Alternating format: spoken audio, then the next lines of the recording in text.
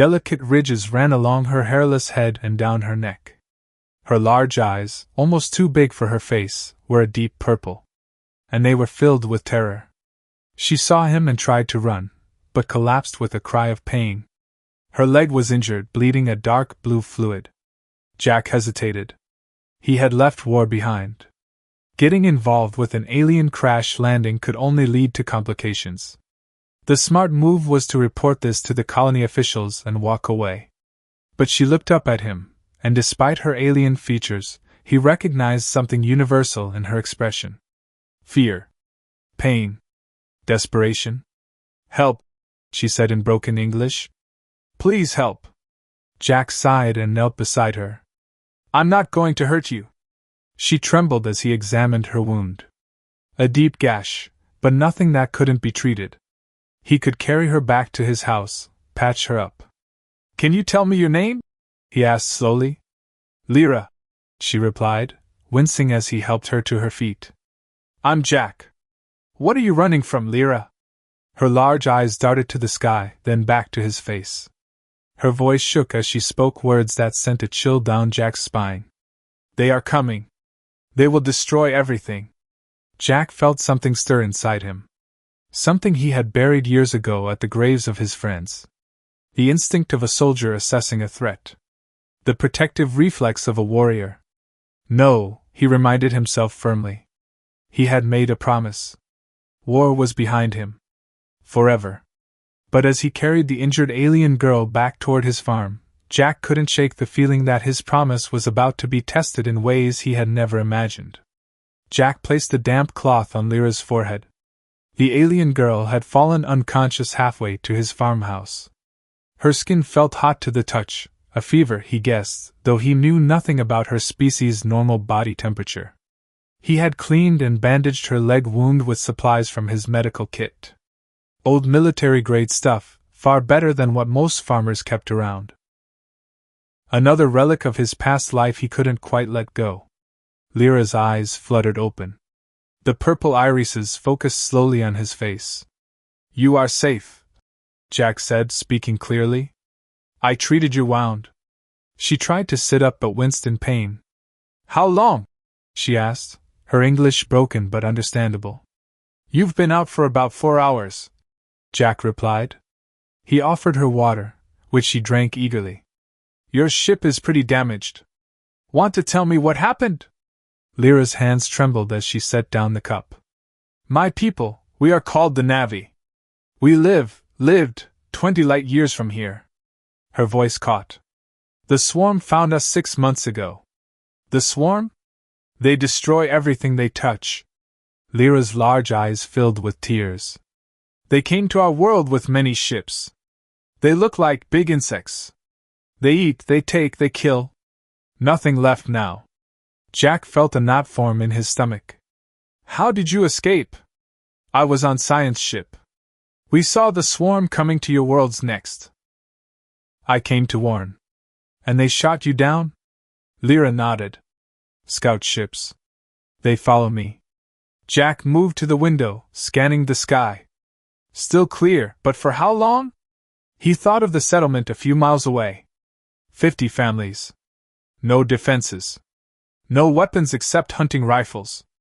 "I need to take you to our settlement," Jack said, gathering some supplies. "Our leader needs to hear this." Lyra looked frightened. "Your people will fear me." "Probably," Jack admitted. "But they need to know what's coming." Mayor Tom's office was the only concrete building in the settlement. Inside, Jack watched as the mayor paced back and forth, occasionally glancing at Lyra, who sat quietly in the corner. "You believe her?" Tom asked Jack, keeping his voice low. "I do," Jack replied. "She's terrified, and that crash wasn't faked." Tom ran a hand through his graying hair. "Even if she's telling the truth, what can we do? We're just farmers. The nearest military outpost is 2 weeks away by our fastest ship. We need to send a message right away," Jack insisted, "and prepare the settlement for possible evacuation." A crowd had gathered outside. Word had spread quickly about the alien visitor. Jack could see their worried faces through the window. Tom addressed the settlers crammed into his office and spilling out the door. Friends, we have a situation. Our visitor brings warning of a possible hostile force heading our way.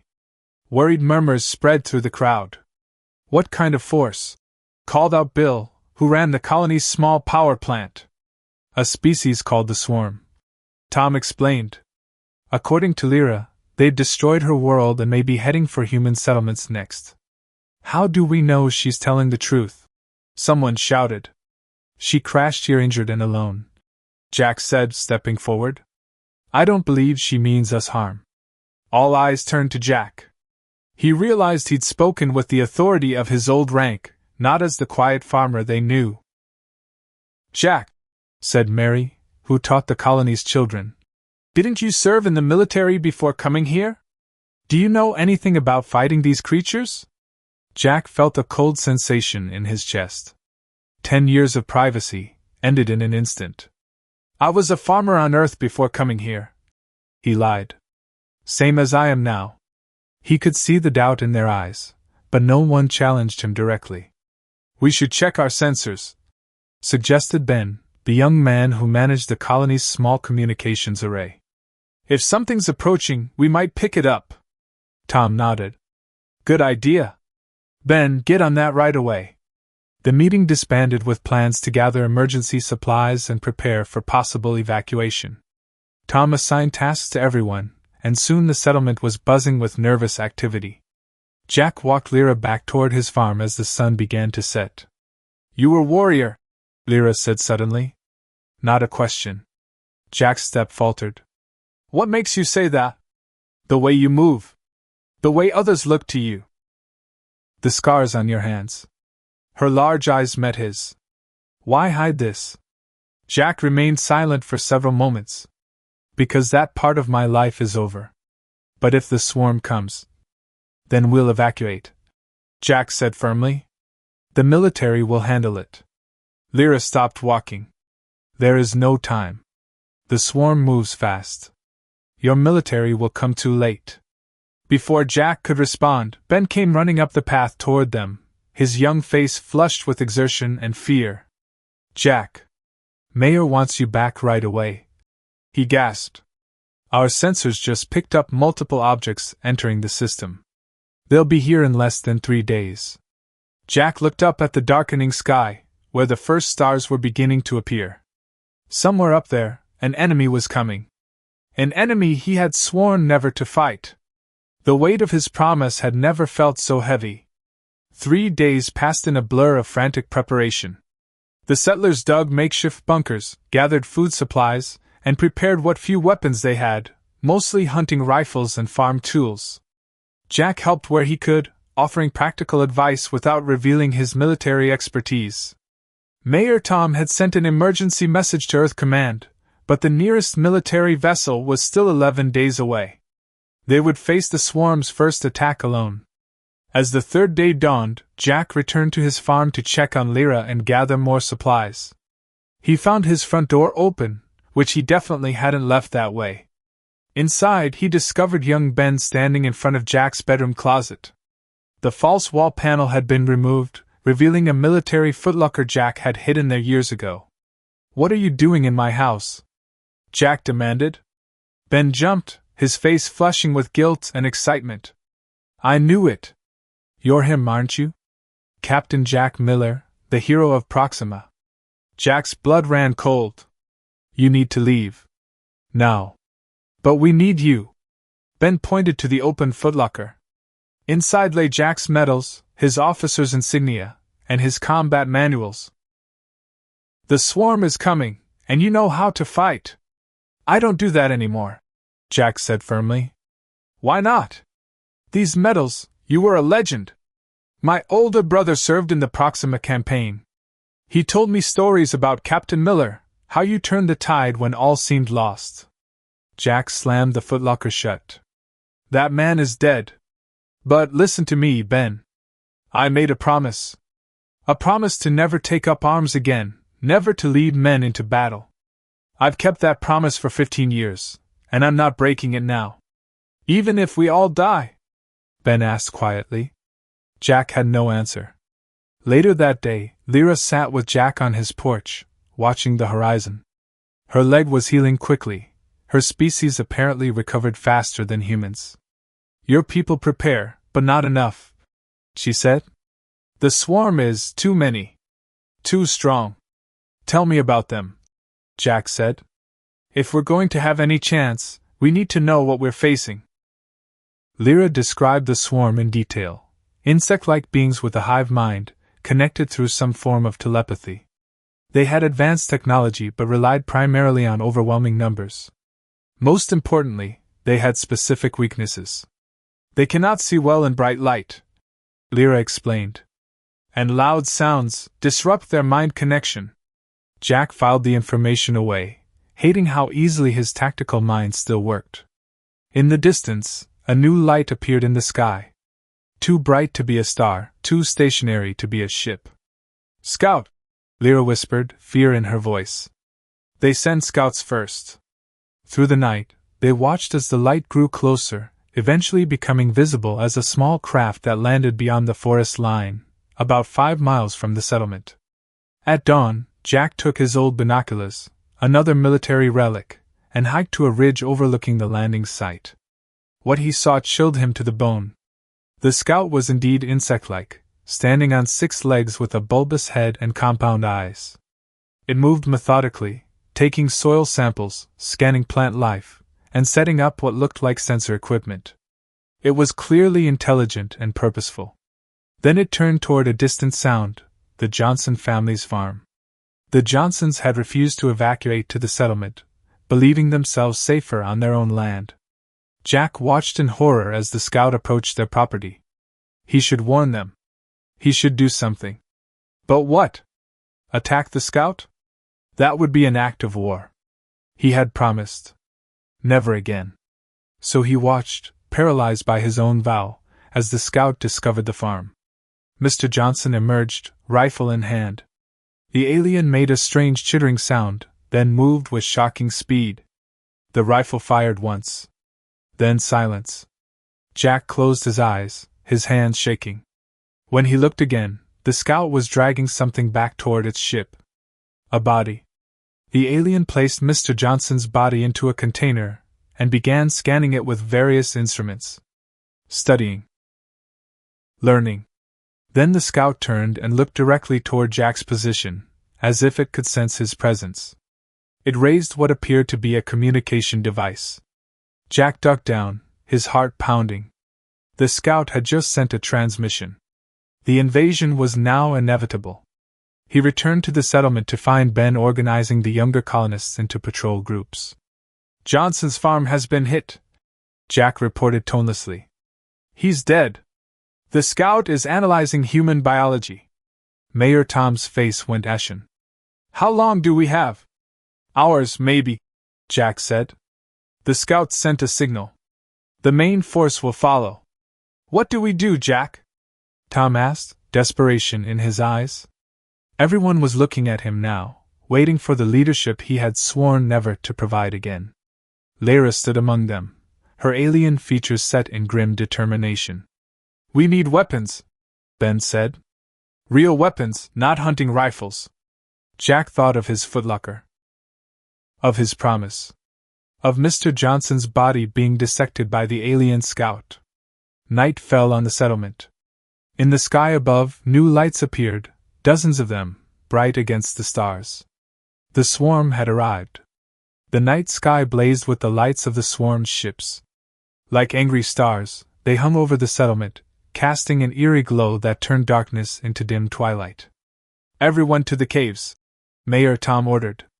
The settlement had voted to evacuate to a network of caves in the nearby mountains, their best hope for shelter from the coming attack.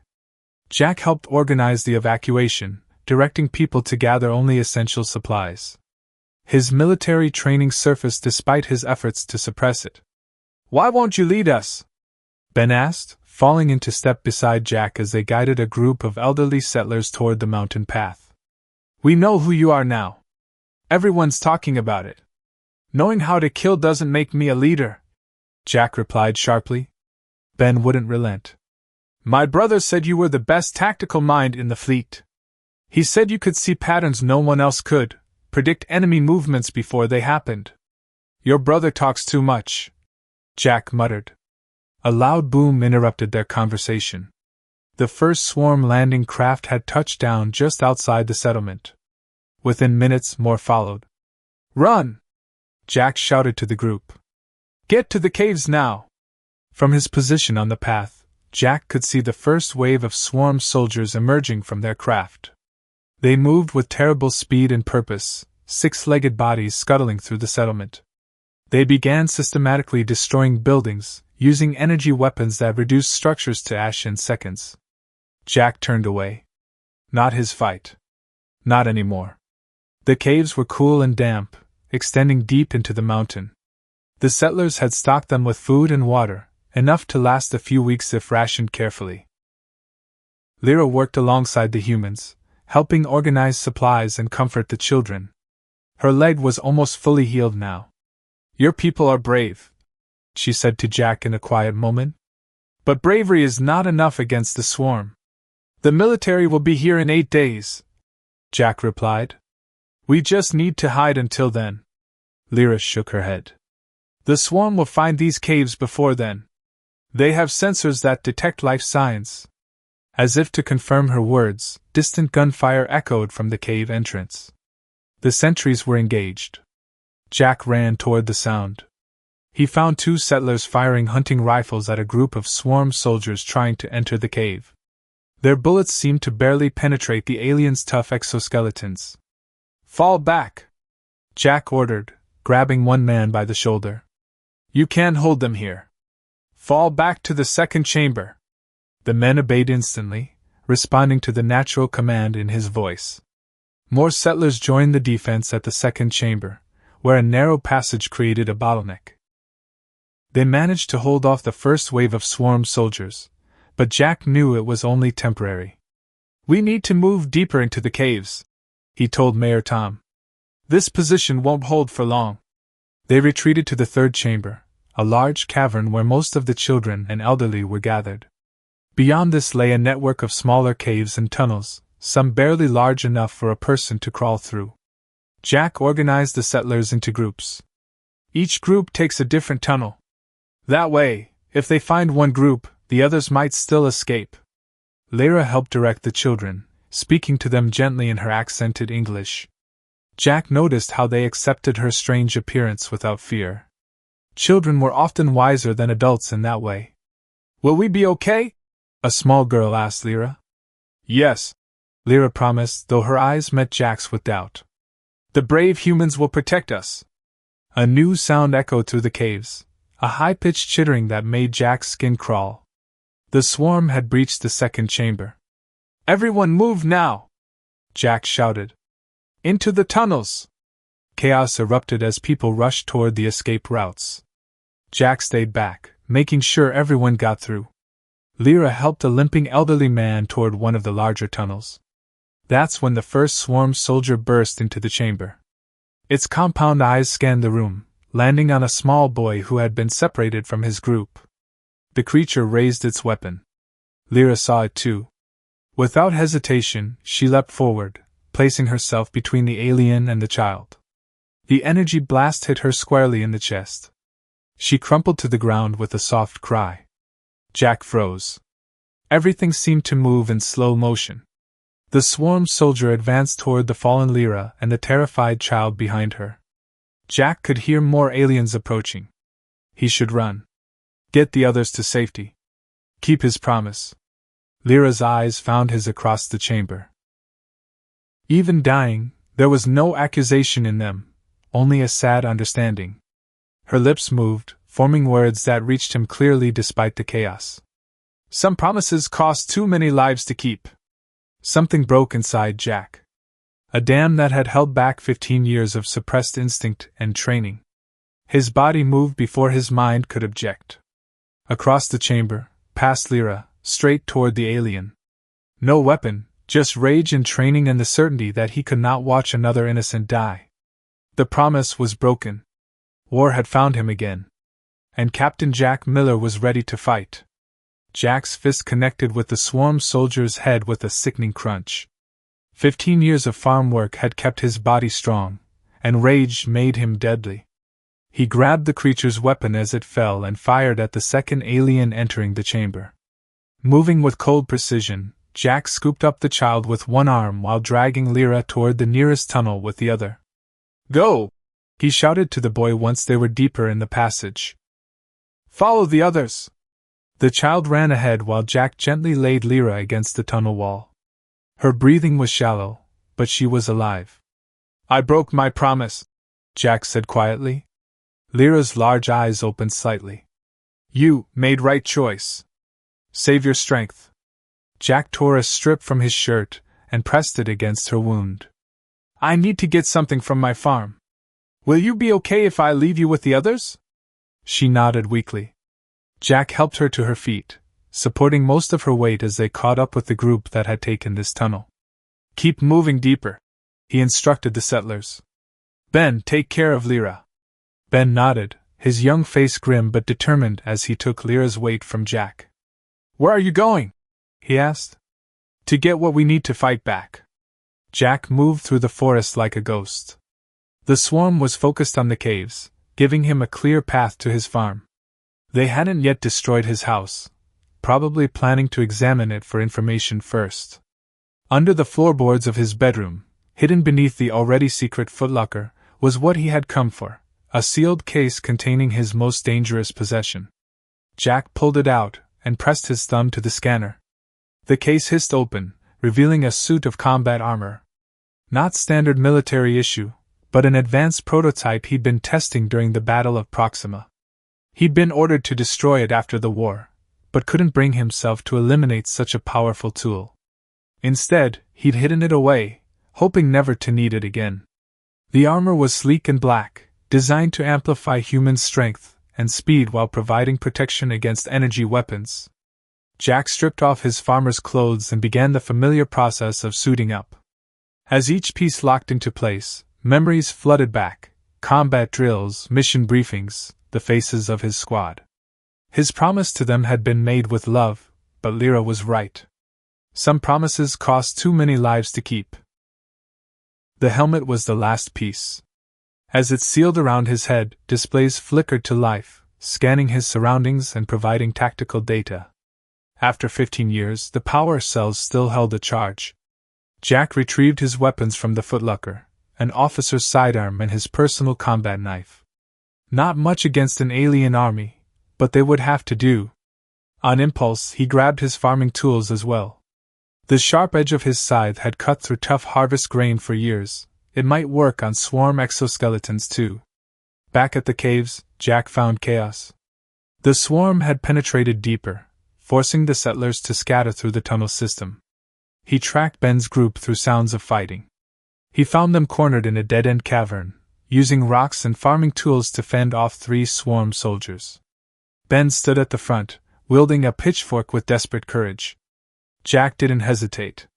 He charged into the cavern, armor amplifying his speed, and attacked the nearest alien from behind. His farming scythe, attached to his armor's forearm, sliced through the creature's neck joint with surprising effectiveness. The other aliens turned, chittering in alarm at this new threat. Jack moved between them and the settlers, systems in his armor analyzing the aliens' movements and predicting their attacks. One fired its energy weapon. Jack's armor absorbed the blast, distributing the heat across its surface. He returned fire with his sidearm, aiming for the weak points in the exoskeleton that Lyra had described. The battle lasted less than a minute. When it ended, 3 dead swarm soldiers lay on the cavern floor, and the settlers stared at Jack with a mixture of fear and hope. "Captain Miller?" Ben whispered, recognizing the insignia Jack hadn't bothered to remove from the armor. Jack removed his helmet, revealing his face. "Yes." Lyra sat against the wall, looking pale but conscious. Her eyes widened at the sight of Jack in his combat gear. "We need to organize," Jack said, slipping fully into his old role. "The swarm fights as a coordinated unit because they share a hive mind. According to Lyra, we can disrupt that with loud sounds and bright lights." He turned to Ben. "Get me every sound-making device you can find. Speakers, machinery, anything loud. And every light source too. What's the plan? Asked Mayor Tom, who had ended up in this group. We're going to use what we have, Jack replied, examining his modified scythe with satisfaction. Farming tools, knowledge of the terrain, and every dirty trick I learned in 15 years of warfare. He looked around at the frightened faces of the settlers. These weren't soldiers. They were farmers, teachers, engineers, civilians. But they were also human, and humanity had a long history of surprising its enemies. The swarm thinks we're prey, Jack said, his voice hardening. It's time to show them that humans are predators too. His gaze met Lyra's across the cavern. She gave him a small nod of approval. He had given up war forever, she said softly, echoing what seemed to be an old human saying. But war had not given up on him. Hit and run only. Jack instructed the small group of settlers he'd selected for the first strike team. Never engage directly. Set the trap, make noise, then disappear into the tunnels. They nodded, faces grim but determined. Jack had spent the night training them in basic guerrilla tactics, surprised at how quickly these farmers adapted to warfare. The swarm relies on numbers and coordination, he continued. Without their hive-mind connection, individual soldiers get confused. They're not used to thinking for themselves. Jack's plan was simple but effective. Small teams would emerge from different tunnel exits, attack swarm patrols with noise weapons and bright lights, then retreat before reinforcements arrived. Each attack would target the communication devices the aliens carried, the key to their hive-mind network. Remember, Jack said, checking the makeshift weapons they'd assembled. Farming is about patience. Knowing when to plant, when to harvest. This is no different. Wait for the right moment, then strike. Ben led the first team out at dawn. Jack watched from a hidden position as the young man executed the plan perfectly. His group ambushed 3 swarm soldiers, blasting them with improvised sonic weapons made from settlement machinery. While the aliens were disoriented, Ben's team destroyed their communication devices and retreated. Throughout the day, more teams struck from different locations. Jack moved between them, coordinating attacks and providing support where needed. With each success, the settlers grew more confident. By nightfall, the swarm's organized search patterns had become erratic. Cut off from the hive mind, individual soldiers wandered aimlessly or clustered in defensive formations, waiting for orders that never came. It's working, Lyra said when Jack returned to their main cavern. Her wound was healing well, and she'd become an essential part of their resistance, providing crucial information about swarm behavior. For now, Jack said, removing his helmet. But they'll adapt. Their queen will send more ships if these don't report back. Queen? Mayor Tom asked. Lyra nodded. The swarm has a queen who controls all. She stays on the largest ship. Jack's tactical mind immediately seized on this information. If we could somehow take out the queen. Impossible, Lyra said quickly. Her ship never lands. Too many guards. Every living thing has a weakness, Jack replied, remembering an old military saying. We just need to find it. That night, Jack led a larger team to the settlement. The swarm had established their main base there, converting Jack's farm into their command center, a choice that felt personal, though Jack knew it was just strategic positioning. Using the cover of darkness, they set explosive charges around the perimeter. Mining charges repurposed from the colony's expansion projects.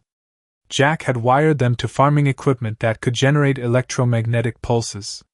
Now we wake them up, he told his team. They triggered every noise-making device they planted throughout the day, alarms, machinery, even musical instruments. The cacophony drew swarm soldiers from all directions, congregating around the settlement. When enough had gathered, Jack detonated the charges. The explosion was massive, sending shockwaves through the ground. The electromagnetic pulse that followed disabled the swarm's communication network completely. In the confused fighting that followed, the settlers struck from all sides.